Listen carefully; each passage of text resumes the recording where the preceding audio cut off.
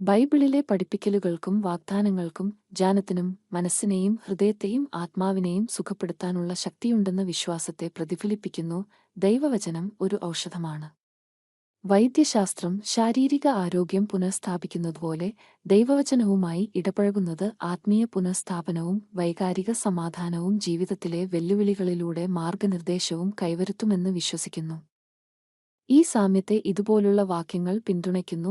സദൃശവാക്യങ്ങൾ 4 മകനേ, എന്റെ വചനങ്ങൾക്കു ശ്രദ്ധ തരിക, എന്റെ മൊഴികൾക്ക് നിന്റെ ചെവി ചായിക്ക, അവ നിന്റെ ദൃഷ്ടിയിൽ നിന്നു മാറിപ്പോകരുത്. നിന്റെ ഹൃദയത്തിന്റെ നടുവിൽ അവയെ സൂക്ഷിച്ചുവെക്കുക, അവയെ കിട്ടുന്നവർക്കും അവ ജീവനും അവരുടെ സർവ്വദേഹത്തിനും സൗഖ്യവും ആകുന്നു. സങ്കീർത്തനം 107. അവൻ തന്റെ വചനം അയച്ച് അവരെ സുഖപ്പെടുത്തി, അവൻ അവരെ പാതാളത്തിൽ നിന്ന് വിടുവിച്ചു. യിരെമ്യാവ് 30:17 പോലെയുള്ള ദൈവത്തിന്റെ വാഗ്ദാനങ്ങളെക്കുറിച്ച് നാം ധ്യാനിക്കുമ്പോൾ, ഞാൻ നിങ്ങൾക്ക് ആരോഗ്യം പുനഃസ്ഥാപിക്കുകയും നിങ്ങളുടെ മുറിവുകൾ സുഖപ്പെടുത്തുകയും ചെയ്യും.